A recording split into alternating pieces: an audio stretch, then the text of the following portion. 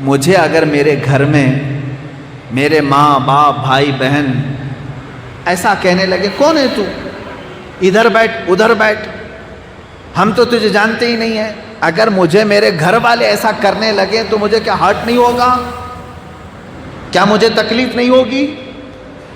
یا آپ اپنے اوپر سوچ لیں، آپ آج گھر پر چلے جائیں، آپ کی بیوی کہنے لگے کون ہے تو، آپ کے ماں باپ کہنے لگے ذرا ہٹ کے بیٹھ، آپ کو کیسا لگے گا؟ کیا یہ میرا گھر نہیں تھا؟ کیا آپ کا میں رشتہ دار نہیں ہوں؟ آپ میرے ساتھ ایسا سلوک کیوں کر رہے ہیں؟ آپ کے دل میں تکلیف ہوگی۔ اسی طرح میرے عزیزو، آپ یہی حرکتیں اسلام کے ساتھ کر رہے ہو، اسلام کے ساتھ، میرے نبی کی سنتوں کے ساتھ۔ جب تمہارے گھر اسلام آتا ہے تو آپ یہ سمجھتے نہیں ہٹا دو، تھوڑا سا اسلام کو ہٹا دو، میرے آقا کی سنتیں آتی ہیں تو آپ کہتے ہیں نہیں اس کو ہٹاؤ، یہ کون ہے؟ آج کا نوجوان یہ سوچنے لگا ہے کہ اگر میں میرے نبی کی سنتوں پر آ جاؤں تو لوگ پتہ نہیں مجھے ملا کہیں گے، مولوی کہیں گے، فنڈامنٹلسٹ کہیں گے، تھوڑا سا الگ رکھو، نبی کی سنتیں بعد میں دیکھا جائے گا، ابھی دنیا میں جو چل رہا ہے وہ کرنے دو۔ مجھے بتاؤ اس دین مصطفیٰ کے ساتھ یہ برا سلوک کس نے شروع کیا؟ کفار و مشرکین نے نہیں، تم نے خود نے شروع کیا۔ اسی لیے شاعر کو یہ کہنا پڑا، پردیس میں آ کے یہ دین غریب الغربا ہے، اجنبی بن گیا ہے، اجنبی بن گیا ہے۔ یہ ناانصافی ہم کب تک کرتے رہیں گے؟ میرے عزیزو، ہمارے گھر میں کمانے والے دو بھی ہوں یا ایک ہو، اپنی آمدنی بچا بچا کر کے وہ ٹی وی تو لے آیا، واشنگ مشین تو لے آیا، فریزر تو لے کر کے آ گیا، گیس کے چولہے لے کر کے آ گیا، ساری چیزیں لے آیا، ساری مشینیں ایکٹیو ہیں، اور بچے آج روتے ہیں تو انہیں موبائل تھما دیا، وہ بھی ہمیشہ آن لائن رہتے ہیں، ہمیشہ ایکٹیو ہیں۔ لیکن میرے عزیز، گھر جا کر کے دیکھ لینا یہ قرآن کب سے ڈی ایکٹیو ہو چکا ہے، کب سے بند پڑا ہوا ہے۔ ہماری مشینیں تو چالو ہیں، ہمارا mobile any time on line ہے، لیکن قرآن عظیم کتنے زمانہ ہو گیا آف لائن رکھا گیا اس کو، نہ بچے پڑھتے ہیں، نہ بیوی، نہ ماں، نہ باپ، سارے لوگوں نے قرآن کو یتیم بنایا اپنے گھر میں، قرآن کو اور اسلام کو آپ نے غریب بنا دیا، اجنبی بنا دیا۔ مجھے میرے عزیزو اسی بات کی شکایت ہے، اسی بات کا درد ہے۔ آپ آج باہر سڑکوں پر آ کر کے اپنے حقوق مانگنے کی کوشش کر رہے ہیں کہ مسلمان پریشان ہیں، کیوں نہیں ہوں گے؟ جو اپنی ہی چیزوں کے ساتھ ناانصافی کیا ہے اس کے ساتھ یہی تو سلوک کیا جائے گا۔ جس نے دین کے ساتھ غداری کی ہے، اپنے نبی کی عظمتوں کے ساتھ غداری کی ہے، تو پھر وہ کون سی مدد کی امید لے کر کے دنیا میں جی رہا ہے؟ رب تعالیٰ کی مدد آئے گی؟ ہاں، ابرہہ بادشاہ کے اوپر جو ابابیل چڑیاں رب نے بھیجا تھا، وہ ان لوگوں کے لیے نہیں بھیجا تھا جو رب ذوالجلال کی بارگاہ میں یوں کہتے ہو ہم تیرے دین سے کوئی سروکار نہیں رکھتے، بلکہ ان کو توکل تھا، یقین تھا اپنے رب کی ذات پر۔ بدر میں جو اللہ کی مدد آئی 5000 فرشتوں کی، وہ ایسے مسلمانوں کی مدد نہیں آئی تھی جو روٹی ٹکڑے اور کپڑے کے نام پر بک جاتے ہوں، نہ، میرا رب جن صحابہ کی مدد کے لیے 5000 فرشتے نازل کیا تھا وہ کون تھے جانتے ہیں آپ؟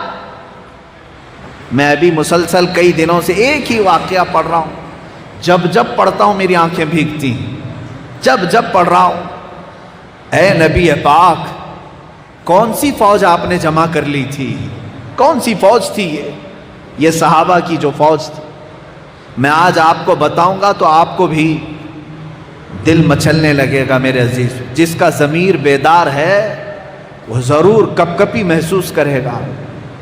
ایک وقت ایسا آیا ہے میرے نبی کے صحابہ پر، 550 صحابہ مل کر کے خندق کھود رہے ہیں جنگ خندق کے موقع پر، اور خود میرے آقا بھی کھود رہے ہیں، مٹی اٹھا رہے ہیں، ٹوکریوں میں پتھر اٹھا رہے ہیں اور لے جا رہے ہیں، پھینک رہے ہیں، دن رات محنت کر رہے ہیں۔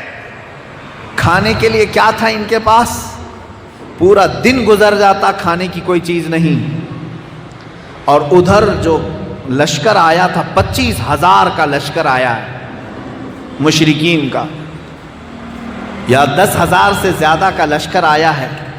اور وہ لشکر ایسا لشکر کافروں کا جن کے پاس مال دولت، عجب عجب قسم کے پھل، اور جب رات کو وہ چولہے لگاتے تھے اور گوشت بھونتے تھے تو ان کے گوشت کے بھوننے کی خوشبوئیں ادھر بھی آتی تھی صحابہ کے پاس. اور یہ نہتے صحابہ جو چند ہزار کی تعداد میں تھے میرے نبی کے ساتھ کھڑے تھے، بھوک کی وجہ سے پیٹ پیٹ سے لگ رہا تھا. ہر صحابی کے پیٹ پر پتھر بندھا ہوا تھا اور میرے نبی کے پیٹ پر 2 پتھر بندھے ہوئے تھے. ادھر روٹیاں بھونی جا رہی تھی، تندور میں روٹیاں بنائی جا رہی، گوشت تندور پہ رکھا جا رہا ہے، بکرے بھون کر کے کھائے جا رہے ہیں. مجھے بتاؤ، میں نے تاریخ کی کتاب اٹھا کر کے دیکھی، آنکھیں بھیگے نہ تو میرے عزیزو سچ بتاؤ، ایک بھی صحابی نے یہ نہیں کہا کہ یا رسول اللہ ادھر سے جا کر کے ایک روٹی مانگ کر کے لے آ جائیں. ایک صحابی نے میرے نبی سے بے وفائی نہیں کی. 1,000 صحابہ میں سے ایک صحابی نے بھی، حضور سوئے ہیں، چلو رات کے وقت کافروں سے ہاتھ مل لیتے ہیں، ایک روٹی تو لے آئیں. نہیں، کھانے کا انداز صحابہ کا یہ ہے، میرے آقا صلی اللہ تعالی علیہ وسلم ایک کھجور چوس کر کے دیتے. 10 صحابہ ایک کھجور پر گزارا کر رہے ہیں. 10 صحابہ کے پاس ایک کھجور کی گھٹلی ہے اور مشرکین کے پاس طرح طرح کے کھانے ہیں. ایک صحابی نے بھی رات کو اٹھ کر کے میرے آقا کے سوتے ہوئے بھی جا کر کے کہا، اے مشرکین تھوڑا کھانا دے دو، بوٹیاں تمہارے پاس ہیں، روٹیاں تمہارے پاس نہیں. میرے عزیز، یہ بکنے والے لوگ نہیں تھے. تبھی تو رب تعالیٰ نے قرآن میں فرمایا رضی اللہ عنہم ورضوا عنہ، اللہ اس جماعت سے راضی ہو گیا، اللہ سے یہ راضی ہیں، اللہ ان سے راضی ہو گیا. اللہ کی مدد یوں ہی آتی ہے. آج حالات یہ ہیں، یہاں مسلمان ٹوپی والے داڑھی والے کفار و مشرکین کی گود میں بیٹھے ان کی جے جے کر رہے ہیں.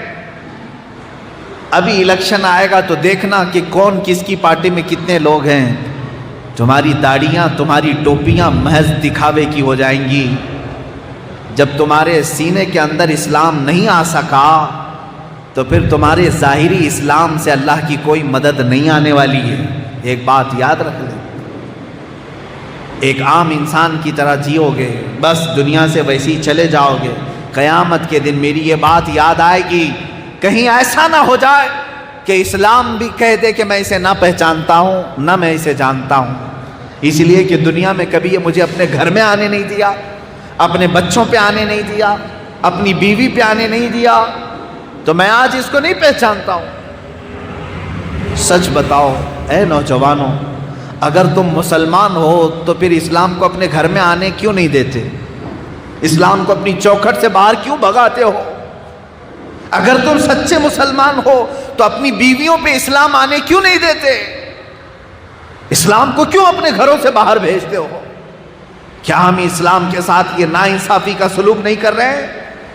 اگر تم سچے مسلمان ہو تو ان نوجوانوں کے چہروں پر اسلام کو کیوں نہیں آنے دیتے؟ کیوں چھیل کر کے گٹروں میں بہا دیتے ہو؟ تمہیں دشمنی ہے اسلام سے؟ عمل تو یہی بتا رہا ہے.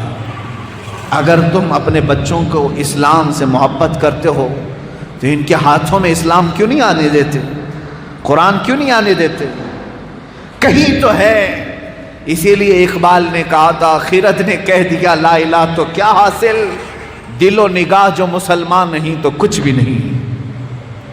تم لا الہ الا اللہ پڑھتے رہو، لیکن جب تمہارا دل اور تمہاری نگاہیں اسلام میں آنا ہی نہیں چاہتی تو یہ لا الہ کا بھی کوئی حاصل نہیں ہوگا.